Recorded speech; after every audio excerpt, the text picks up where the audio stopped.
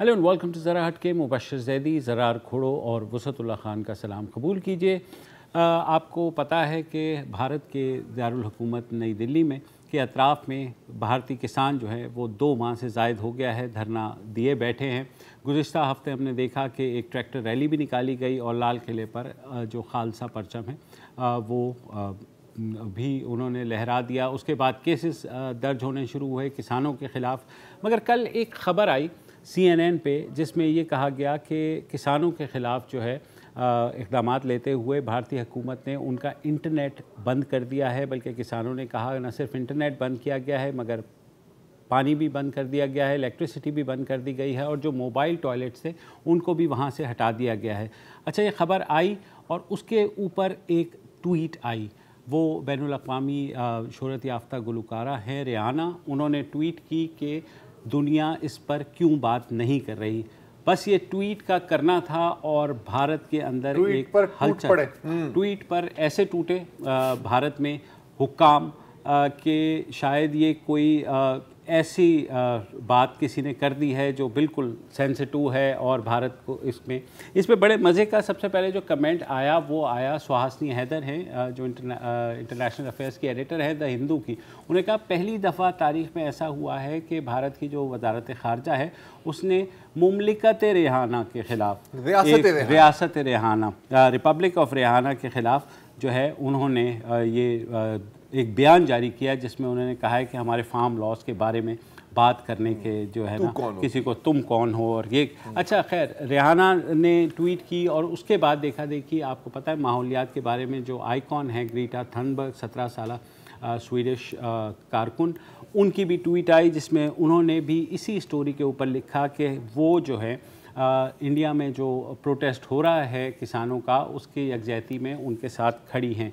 ये भी हो गया। उसके बाद एक अदाकारा हैं अमरीकी अमेंडा सर्नी, उन्होंने इंस्टाग्राम पे ट्वीट की कि दुनिया देख रही है, आपको भारतीय या जनूबी एशियाई या पंजाबी होने की ज़रूरत नहीं है अगर आप ये इशू समझना चाहते हैं। उनका ये कहना है कि ये इशू जो है वो इंसानियत का इशू है और ख़बर वही थी CNN की। तो जाहिर है हर तरफ से आपको पता है भारत में संघीज़ और भक्स जो हैं वो तो इंटरनेट पे किसी को छोड़ते ही नहीं हैं जो अगर मोदी हुकूमत के बारे में बात करे। मगर कुछ और भी ट्वीट्स हुई। मसलन जिम कॉस्टा साहब हैं, ये अमेरिका की जो फॉरेन रिलेशंस कमेटी है उसके रुकन हैं।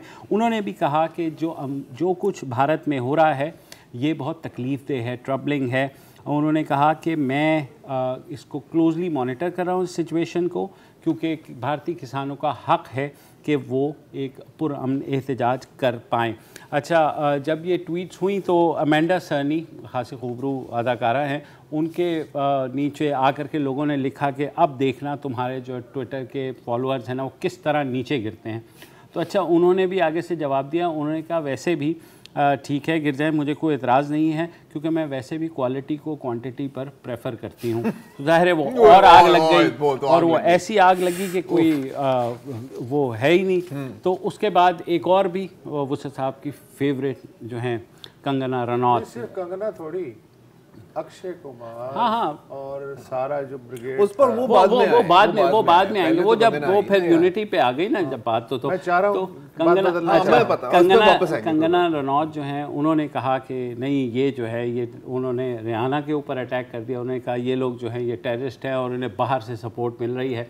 तो ये बात हो गई। उसके बाद उनके आपको पता है सॉरी कि भारत को अमेरिका की तरह चाइनीज कॉलोनी बनाने की कोशिश की जा रही है। आपको शायद ये सुनकर हैरान होंगे कि अमेरिका एक चाइनीज कॉलोनी है। Anyway, moving on. तो वो आपको पता है उनके साथ उनका जो है गुज़िश्ता 2 माह से जो भारत के एक मशहूर पंजाबी गुलकार है दिलजीत सोंध, उनके साथ बड़ा दोसांझ सॉरी उनके साथ खासा उनका आंकड़ा चल रहा है। तो दिलजीत दोसांझ ने रिहाना की ट्वीट के ऊपर एक गाना रिलीज़ किया री जो बेसिकली ट्रिब्यूट था। उन्होंने कहा है बारबाडोस की डॉल, हम तुम्हें सलूट करते हैं कि तुमने हमारे किसानों के बारे में बात की और ये किया। और उनके जो गाना है री उसको अभी 9 घंटे हुए हैं और तकरीबन 5,63,000 अफराद यूट्यूब पर वो गाना देख चुके हैं और वो वायरल हुआ है। अच्छा, इसके साथ साथ यूनाइटेड स्टेट्स की जो वाइस प्रेसिडेंट है कमाला हैरिस, उनकी भतीजी ने भांजी ने ने भी ट्वीट की है। मुख्तलिफ MPs भी अब आ रहे हैं। और अभी मैं देख रहा था कोई 10-15 मिनट पहले एक अमेरिका के फुटबॉल प्लेयर हैं, उनके भी कोई 1 मिलियन फॉलोवर हैं, कम नहीं है, वो भी ट्वीट कर रहे हैं। अच्छा, ये क्यों कर रहे हैं? और वाकई एक रेहाना की ट्वीट से ही सब कुछ शुरू हुआ है, क्योंकि इससे पहले आपको पता है तमाम फॉरेन कैपिटल से खामोशी ही थी। आपको याद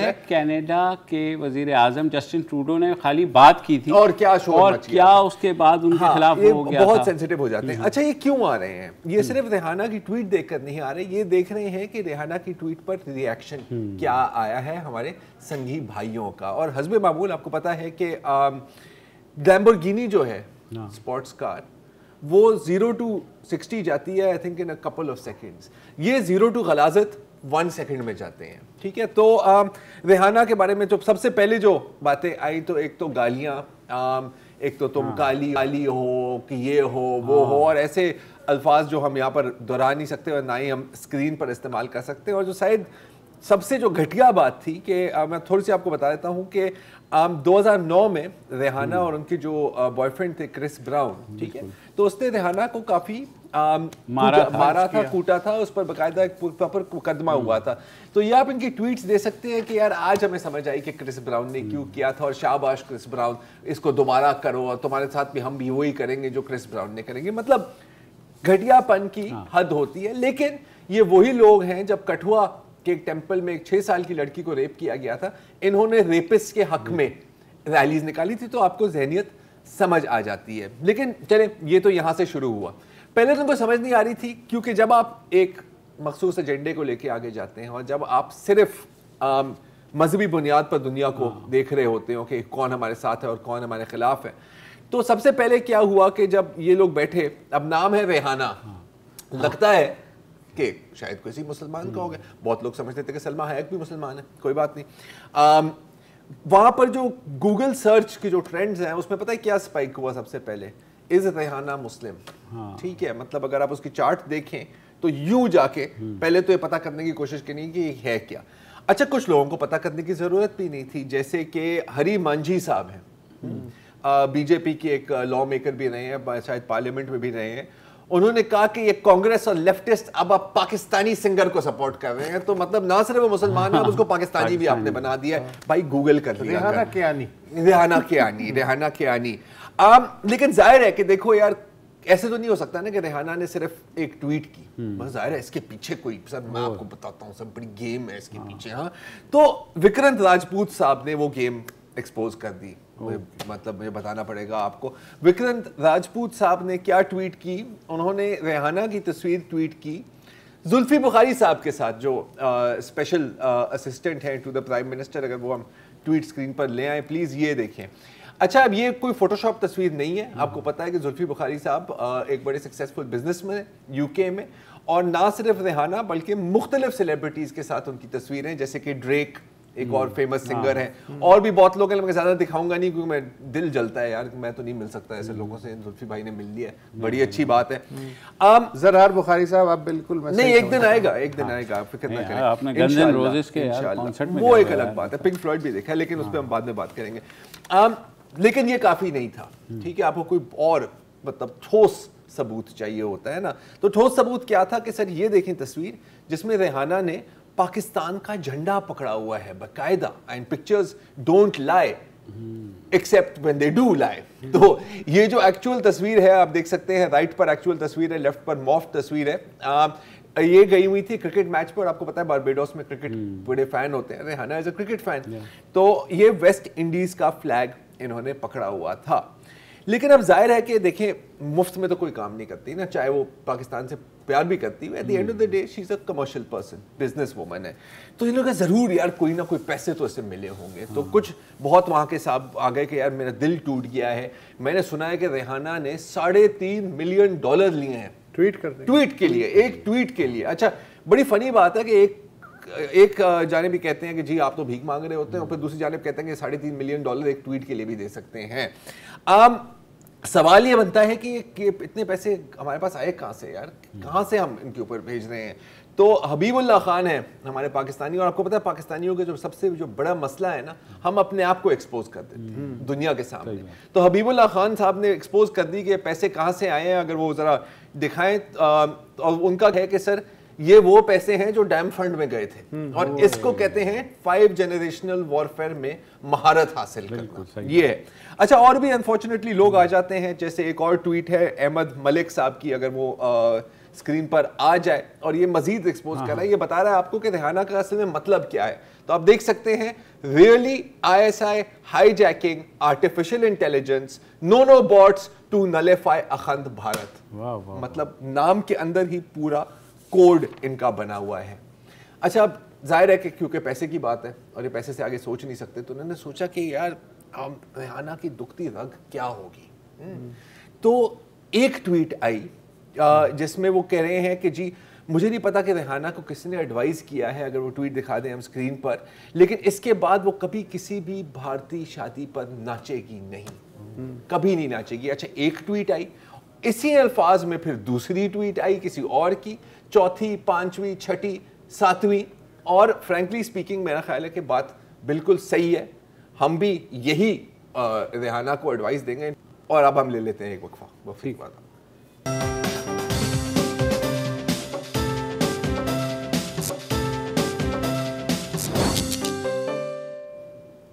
वेलकम बैक। और ये बात समझ आती है कि संगीज़ और भक्स तो कमेंट करें, रिहाना की ट्वीट पर करें, ग्रेटा थनबर्ग की ट्वीट पर करें, और सेलिब्रिटीज़ की ट्वीट पर करें, मगर भारतीय हुकूमत ने जिस तरह का रिएक्शन दिया है वो भी एक बड़ा मज़ेदार रिएक्शन है। उनका ये कहना है कि बहुत ज़्यादा टेम्पटेशन होती है जब सोशल मीडिया हैशटैग्स और पॉपुलर हैशटैग्स के साथ ट्वीट करने का, लेकिन उनको इदराक नहीं होता ऐसा कि ऐसा करना चाहिए। फिर इसके ये भी आ गई, इसका भी भारत में बहुत मजाक उड़ा। जैसे मैंने बताया कि हिंदू की इंटरनेशनल एडिटर ने भी कहा कि ऐसा लगता है रियासत रिहाना के बारे में बात की गई है।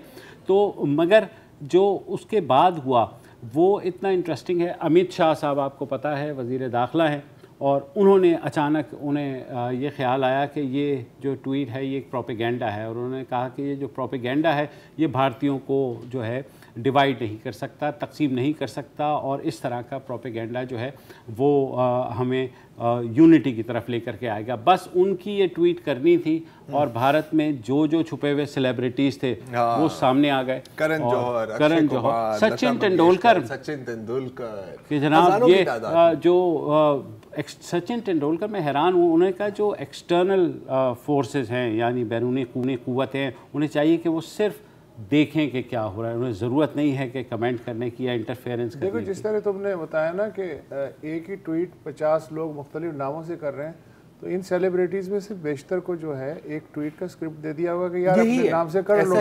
इसमें लता मंगेशकर जो है, अब जाहिर है कि वो हैं, बहुत बड़ा एक लेजेंडरी नाम है, तो आई डाउट कि उन्होंने ये पूरा चीज़ें जो हैं ये पिछले 24 घंटे की फॉलो भी की होगी, लेकिन उन्हें कहा गया कि उनको तो ये है आप अपने नाम से कर दे तो इससे देश का भला होगा, तो उन्होंने कर दिया। ऐसा ही है। तो मेरा ख्याल है सचिन वगैरह के साथ भी यही हुआ है। लेकिन जो एक संगीत यूनिट है बॉलीवुड में, उसने बहरहाल उसको भी दिया गया होगा कि आप जो है तकसीम कर लें या प्रसाद के तौर पे आप अपने नाम से ट्वीट कर दें। लेकिन ये जो तकलीफ़ है ये सिर्फ रिहाना के ट्वीट से शुरू नहीं हुई। ये जो भारतीय वजारत दाखिला या वजारत ख़ारजा हैं, ये करीब 2-3 दिन से बड़े मुश्किल में हैं। आप देखें कि राजदीप सरदेसाई और बाकी जो जर्नलिस्ट थे उनके अकाउंट्स उन्होंने बंद करवाने की रिक्वेस्ट भेजी। ऑल टुगेदर 250 अकाउंट्स उन्होंने कहा ट्विटर से कि आप बंद कर दें। अच्छा, ट्विटर ने जो है वफादारी का मुजाहरा किया, आप उससे भी हुए कि देखें भारतीय हुकूमत की बात अच्छे बच्चों की तरह मान ली ट्विटर ने। फिर उसने खामोशी से कुछ ट्विटर बहाल भी कर दिए। उस पर भारतीय वजारत दाखिला ने फिर ट्विटर को डांट पिलाई, जैसे ट्विटर जो है वो 5 साल का बच्चा हो। मसलन उनको ये नोटिस दोबारा भेजा गया कि सरकारी अहकामात के बावजूद ट्विटर की जानिब से अकाउंट्स को यकतरफा तौर पे खोलना अफसोसनाक है। ट्विटर पे लाजिम है कि वो सरकारी हिदायत पे अमल करे। ये नोटिस जो है भेजा ज़रूर गया ट्विटर को, लेकिन इसे आम नहीं किया गया। तो अब डांट डपट पे भी आ गया। लेकिन ट्विटर ने भी खामोशी नहीं, ट्विटर ने कहा कि हमने देखा और हमें नहीं लगता कि कोई वायलेशन है। तो ट्विटर भी जो है ना वो बाकी हो गया। वो भी शायद पाकिस्तान में अपना दफ्तर ले आया होगा। लेकिन एक चीज़ आप ये देखिए कि बहुत सी जो कल भी हमने बात की थी कि इंसानी हकूक़ की तंजीमें बिल्कुल खामोश थी। ज़िप क्योंकि ज़ाहिर है इकनॉमिक पावर है भारत, और वहाँ पर अगर आपको ऑफिस बंद नहीं करवाना है, आपको पता है कि पिछले 2-3 साल में कितने दफातर वहाँ सिर्फ इस बात पर बंद हुए हैं कि ज़रा सी आप तनकीद कर दें, एमनेस्टी या इंडिया और दूसरे जो ऑफिस, तो मगर जो सोशल मीडिया की पावर है उसकी ताकत का अंदाज़ा मेरे ख्याल में बहुत ही गलत तौर पर लगाया जाता है। आप ये देखिए, सिर्फ एक ट्वीट ने वो इम्पैक्ट क्रिएट कर दिया है जो कि किसी ने नहीं किया, जो किसी ने नहीं किया। इवन जो लाल किले के ऊपर जा कर के उन्होंने ट्रैक्टर रैली निकाली, ठीक है, उसको रिपोर्ट किया गया, लेकिन बैनुल अक़वामी तमाम जो इदारे हैं उन पर जो रिहाना की ट्वीट के बाद जो आया है वो हर एक की लीड स्टोरी है। और इन्होंने खुद ही बनाई है, हालांकि चुप साध लेते। अच्छा, अभी भी चुप नहीं आई। जैसे ग्रीटा थनबर्ग, ठीक है, अच्छा, पर उसके पीछे लग गए, उसको भी गालियां, ये वो, तुम तो इससे पैसे लेती हो, उससे पैसे लेती हो। अभी मैं देख रहा था भारतीय मीडिया पर जो चल रहा है, तो एक तो वो पूरी रिहाना की एक फैक्ट शीट निकाली हुई है उन्होंने, और ये जी न्यूज़ पर अगर मेरा ख्याल है शायद वहां पर वो एक एक करके जा रहे हैं। फैक्ट 8 मैंने देखा है, फैक्ट 8 है कि एक दिन में उसने एक नाइट क्लब में $8,000 खर्च किए थे। किस तरह की औरत, मतलब ये चल रहा है। ट्वीट से क्या ताल्लुक? कोई ताल्लुक नहीं है, कोई ताल्लुक नहीं है। आप ट्वीट की आयरनी तो देखें कि ट्वीट क्या है, why aren't we talking about this, and now everybody is talking about it. You see, खूबसूरती है ना यार, देखो, मतलब अपने पैर पर बजूका चलानी तो मतलब अल्हम्दुलिल्लाह ना। क्योंकि इनकी सोच है, क्योंकि इनकी पूरी जो फोकस होता है, क्या होता है, परसेप्शन और इमेज मैनेजमेंट पर, कि हम अपने लोगों को बेवकूफ़ बना सकते हैं। इसका मतलब है पूरी दुनिया को भी हम बेवकूफ़ बना सकते हैं। और माना कि दुनिया में एक रेजिस्टेंस होती है कि नहीं ये तो बड़े अच्छे हैं, तो बड़े अच्छे हैं, लेकिन धीरे धीरे इसमें ख्याल समझ भी आ रही है। ग्रीटा थनबर्ग के ऊपर भी एक पूरा प्रोग्राम, ये जरा फुल स्क्रीन पर चला दें तो इस तरह नहीं समझ आने वाली किसी को। ग्रीटा थनबर्ग पर भी एक पूरा प्रोग्राम कर रहे हैं सुधीर चौधरी साहब, जिसमें वो 1 बाय 1 उन्होंने एक पूरी फैक्ट शीट दी है ग्रीटा थनबर्ग ने, कि ये 10 पॉइंट्स हैं जो आपको जानना जरूरी है ये काश्तकारों के, किसानों के प्रोटेस्ट के बारे में। 1 बाय 1 उसको वो डीबंक करने की कोशिश कर रहे हैं।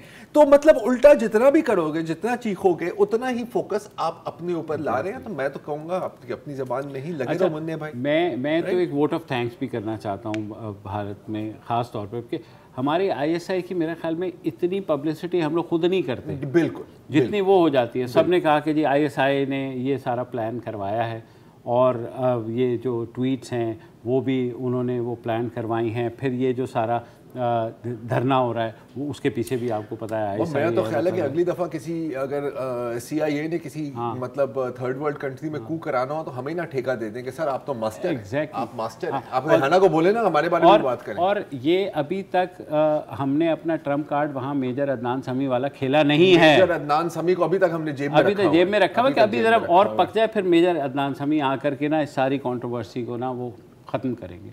मगर जो धरने की सूरत हाल है वहाँ पर अगर वापस आएँ तो परसों यानी 6 फरवरी को भारत में कंट्री वाइड जो है वो मुजाहरे शुरू हो रहे हैं किसानों के। और किसानों के बारे में मोदी हुकूमत इस हद तक आ चुकी है कि उन्होंने कहा है कि आप 1.5 साल के लिए हम पोस्टपोन कर देते हैं, मगर किसान कतई तैयार नहीं हैं। हरियाणा के जो 26 एरियाज़ हैं वहाँ पर इंटरनेट बंद है। दिल्ली के 3 जो गुजरगाहें हैं जहाँ किसान बैठे हैं वहाँ 48 घंटे के लिए इंटरनेट शो डाउन हो गया है। तो मुझे लगता है कि जो कश्मीर में इन्होंने किया था उसी को रेप्लिकेट करने की कोशिश ये वैसे तारीख हमें सिखाती है कि तकरीबन ऐसे ही होता है। एक कामयाब स्ट्रैटेजी एक वक्त पर फिर नाकाम भी साबित होती है। और देखो, अब अगर आप दिन रात मीडिया पर, सोशल मीडिया पर लोगों को कहोगे तुम गद्दार हो, तुम गद्दार हो, तुम गद्दार हो, और फिर तुम एक्सपेक्ट करोगे कि आपसे वो प्यार करेंगे, तो ऐसा नहीं होता है। इसमें बहुत लोगों के लिए सबक है। एक वक्फा ले लेते हैं।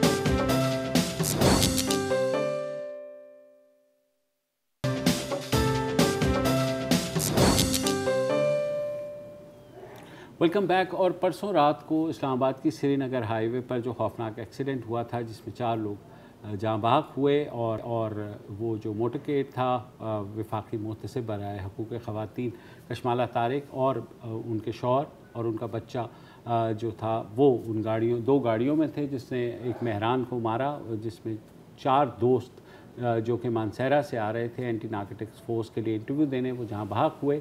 एक सर्वाइवर उसमें था जो ज़ख्मी हैं अभी, मुजीबुर रहमान, उनका बयान भी सामने आया है जिसमें उन्होंने कहा है कि वो इस बात पे यकीन रखते हैं कि वो गाड़ी जो है वो कशमाला साहिबा के साहबजादे ही चला रहे थे। ताहम कशमाला तारिक ने कल एक प्रेस कॉन्फ्रेंस में ये कहा कि वो उस गाड़ी में नहीं थे जिसने हिट किया, उनका बेटा पिछली गाड़ी में था। तो उसके साथ सीसीटीवी फुटेजेस की भी कल हमने खासी डिटेल में बात की है। डॉन के क्राइम रिपोर्टर मुनव्वर अजीम हमारे साथ दोबारा थे। तो मुनव्वर, तहकीकात कहाँ तक पहुँची, क्या फर्दर डेवलपमेंट हुई है इस केस में?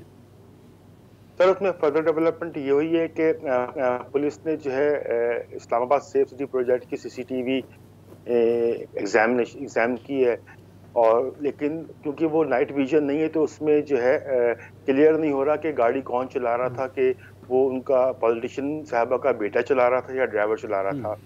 फिर उनके पास एक ऑप्शन था कि वो जो टोल प्लाजा पे सीसीटीवी इंस्टॉल है उसको जाके एग्जामिन करें, उसकी फुटेजेस, ताकि वो ड्राइवर की आइडेंटिफिकेशन एस्टेब्लिश कर सकें।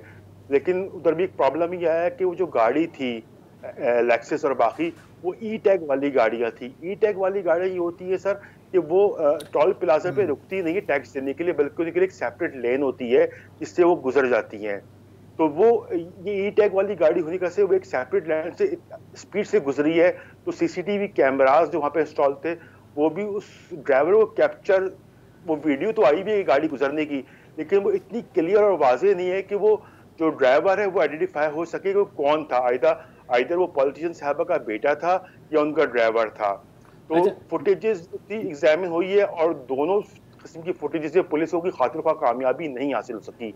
और जो ड्राइवर पकड़ा था पुलिस ने पॉलिटिशियन साहबा का, उसको पुलिस पकड़ा तो नहीं था, उसको ऐसा पाबंदे इन्वेस्टिगेशन किया था, उसको पिक किया गया था, तो उसको रिलीज करना पड़ा क्योंकि पुलिस को उसको अपनी कस्टडी में रखने के लिए या अरेस्ट करने के ग्राउंड्स नहीं थे, क्योंकि कंप्लेंटेंट ने किसी और को नॉमिनेट किया एज एक्यूज्ड। अच्छा मुनव्वर, जो क्योंकि मेरी गाड़ी पे भी ई टैग लगा हुआ है, मैं भी मोटरवे से जब गुजरता हूँ तो ई टैग ही इस्तेमाल करता हूँ, लेकिन आपको ई टैग के लिए रुकना तो पड़ता है ताकि वो स्कैन हो जाए ई टैग और उसके बाद खुल जाता है। तो ये गाड़ियाँ इस तेज़ी से कैसे गुजर गई वहाँ से, कुछ आपको अंदाज़ा है?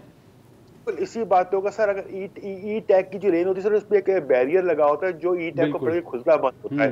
वो टोल प्लाजा का जो एक क्या कहते हैं उसको फ्रेम से बना हुआ होता है, एक मेहराबे से जो बनी हुई होती है, उससे वो बहुत पहले बना हुआ होता है वो। और जो सीसीटीवी कैमरास जो इंस्टॉल हुए हैं सर, वो हुए में होते हैं उसी मेहराब अंदर होते हैं वो, तो वो फासला है उसके अंदर इतना। ये मतलब ऑल्दो टोल प्लाजा पे बहुत अच्छे पिक्सल्स वाले कैमरा इंस्टॉल है, लेकिन हाई कोई स्पीड में कोई चीज मूव कर रही होती है तो उसके लिए स्पीड कैमरा चाहिए होते हैं उसको कैप्चर करने के लिए, वो इनके पास नहीं है सर। तो अब ये भी खबरें आ रही हैं कि पुलिस ने जो है कशमाला तारिक और उनके हस्बैंड को तलब कर लिया है, क्योंकि उनके साहबजादे जिनका नाम FIR में है उनको वो अभी तक पुलिस के सामने पेश नहीं हो रहे। जी सर, उसमें ये बात हुई थी जब मेरी पुलिस वालों से बात हुई थी, मैंने कहा कि आप एक चीज पे रिलाय करके बैठे थे कि आपको शायद वहां से कोई कामयाबी हासिल हो जाए फुटेजेस से और आप जो है ड्राइवर को आइडेंटिफाई कर ले। तो उन्होंने कहा कि वो तो हमारे अभी ऑलमोस्ट वो बंद हो गए, लेकिन अभी भी उसमें गुंजाइश है कुछ निकलने के लिए। वो कहते हैं कि अब हम ये करेंगे कि हम कंप्लेनेंट को इसका स्टेटमेंट उन्होंने ले लिया है, अब कंप्लेनेंट जो है आई विटनेसेस और हम आई विटनेसेस के स्टेटमेंट्स लेंगे और जो गवाहान होंगे उनके हम स्टेटमेंट लेंगे ताकि वो जो उस पर एलिगेशन लगी उसको प्रूव कर सकें जो सही है गलत है। इसी तरह जो कशमाला तारिक है, साहिबा है, या उनके जो शौहर हैं, या उनका जो बेटा इस पर इल्जाम लग रहा है, या उस मोटरकेड में और जो लोग थे, पुलिस वाले, गार्ड्स, दूसरे लोग, उन सबके स्टेटमेंट लिए जाएंगे और उसको फिर चेक किया जाएगा, वेरीफाई किया जाएगा कौन सच कह रहा है कौन गलत। मतलब इसमें सच और झूठ की बात हुई, बस अब चीज एक ही रहेगी कि ड्राइवर को आइडेंटिफाई करना है कि गाड़ी कौन चला रहा था। तो अभी जो है FIR में जो वर्डिंग लिखी हुई है सर, FIR में वर्डिंग लिखी है कि एक्सीडेंट हुआ, जो मुजीब साहब जो कंप्लेनेंट है जख्मी, उनके ये अल्फाज इस तरह के कुछ लिखे हुए हैं कि एक्सीडेंट हुआ, अफरा तफरी का आलम था और लोगों ने कहा कि जी गाड़ी पॉलिटिशियन साहबा का बेटा चला रहा था। आज जो उनकी वीडियो वायरल बिल्कुल डिफरेंट है। वो कहता है कि एक्सीडेंट के बाद मैं गाड़ी से निकल गिर गया हूँ और मैंने देखा, वो ये अल्फाज इस्तेमाल करते, मैंने देखा कि वो पॉलिटिशियन साहबा का बेटा गाड़ी चला रहा था। तो इसमें बहुत फर्क है इन दोनों स्टेटमेंट। अच्छा रबा साहब, ये जब, सॉरी मैं आपकी बात काट रहा हूँ, जब इस तरह का फर्क आता है या तजाद आता है या जो भी, तो अक्सर केस पर क्या इम्पैक्ट आता है? केस तो फिर FIR तो फिर कमजोर हो जाती है ना, जब ये चीज कोर्ट तक पहुंचती है तो वो तो कहेंगे कि जी आपने पहले ये कहा था, फिर आप ये कह रहे हैं, तो इसका क्या मतलब है? तो ये आपको ऐसे लगता है कि ये केस भी उसी तरफ जाएगा शायद? सर डेफिनेटली थोड़ी बहुत FIR वीक होती है, लेकिन थोड़ा बहुत सर इसमें ये एज हासिल हो जाता है कि जनाब कि उस वक्त वो जो इंजर्ड था वो शॉक में होगा, एक्सीडेंट से, बहुत बड़ा एक्सीडेंट से वो किया है। उसके 4 साथी उसके साथ जो सब थे वो बेचारे अनफॉर्चुनेटली उनकी डेथ हो गई है। एक शॉक का भी पहलू होता है सर उसके अंदर। अब ये है कि जनाब के FIR जो है ना, अभी एक चीज हुई है कि FIR जो है ना लिखते तो सर एक कंप्लेंट देता है, कंप्लेनेंट देता है कोई भी। FIR के ऊपर जो भी लिखा जाता है वो पुलिस वाले उसको लिखते हैं। बिल्कुल। अब ये इसमें 2-3 चीजें आ रही चेक करने के लिए, वो चेक करने से पहले इसके ऊपर कोई कमिट करना जो है मुनासिब नहीं होगा। तो ये कितना अहम है जो अब पुलिस ने बयान लिया है जख्मी या कंप्लेनेंट दोनों उनका, तो वो कितना अहम है?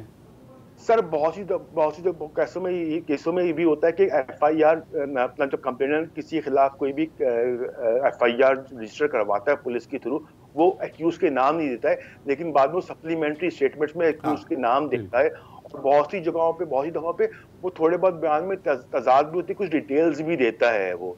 तो ये इसमें वर्डिंग की थोड़ी बहुत चेंज आ रही है, लेकिन ये कोई इतना मायने नहीं रखेगी कि मैं नहीं समझता कि कोई आगे जाके कोर्ट ट्रायल में कोई प्रॉब्लम होगा इसको। ठीक है, तो मतलब इस पर केस डिसमिस करने के तो कोई केस नहीं बनता। दूसरा जो है सर, एक और इशू इसमें आया था स्पीड के ऊपर ना, तो अपना इन्वेस्टिगेटर्स ने जो है वो इस्लामाबाद ट्रैफिक पुलिस को अप्रोच किया है और कहा है कि हमें ये डिटरमिन करके हमें बताया जाए कि इस गाड़ी की लेक्सस की स्पीड कितनी थी। अनफॉर्चुनेटली श्रीनगर हाईवे पे कोई भी स्पीड गन जो है या स्पीड कैमरा जो है ना इंस्टॉल नहीं है, अवेलेबल नहीं है। तो अब वो इस्लामाबाद ट्रैफिक पुलिस वालों ने कल तो अपनी एक रिपोर्ट दे दी थी कि ना किसने रेड लाइट जंप की है, गलती लेक्सस वाली को साफ क्लियर किया है। अब उन्होंने एक और रिपोर्ट मांगी कि आप ये मुझे बताएं कि ये गाड़ी की स्पीड कितनी हो सकती है। ये एक वो उस पे आना चाह रहे हैं, इस्टेब्लिश करना चाह रहे हैं, ये भी ड्राइवर के आइडेंटिफिकेशन के अलावा गाड़ी की स्पीड लिमिट भी। ठीक है, बहुत बहुत शुक्रिया मुनव्वर, और आपसे हम अपडेट रहेंगे जैसे मुझे पता है कौन सा केस याद आता है, मुझे केस याद आता है क्वेटा में जो अचकजाई वाली जो ट्रैफिक एक्सीडेंट। स्ट्रक्चर जो इस केस का बनने जा रहा है ना, कोई इंडिपेंडेंट विटनेस नहीं है। तो विटनेस कौन है? जो कशमारा तारिक साहिबा समेत उनके एंटोराज में जो लोग थे वो, प्लस ये जख्मी कोई इंडिपेंडेंट वो नहीं है, विटनेस नहीं है। अब अच्छा, ये जो वाहिद विटनेस है इसके बयान में भी तजाद है, कोई फुटेज वगैरह भी अवेलेबल नहीं हो रही, तो ये कोई बहुत ज़्यादा पावरफुल केस मुझे at the end of the day. Well देखिए, अगर आप तारीख को देखें और जो यूजुअली इस तरह के केसेस में होता है तो फिर आपको भी पता है कि इसका क्या नतीजा होने वाला है। मेरे ख्याल में सबको पता है। और जब एक फरीक बहुत ताकतवर हो, ज़ाहिर केस नहीं, फरीक तो ताकतवर हो वो तो एक अलग बहस है, लेकिन मुझे जो शवाहिद हैं देखिए स्पीडिंग पे और मैन स्लॉटर पे है, और मेरा ख्याल है कि ज़्यादा से ज़्यादा अगर कोई इसमें फंसेगा तो ड्राइवर फंसेगा, और उसमें भी शायद कुछ डीलिंग हो कोई जाए। बहुत कुछ नहीं पता लंबी सजा वाला स्पेकुलेट करें नहीं करना चाहिए। बेशक, ठीक है।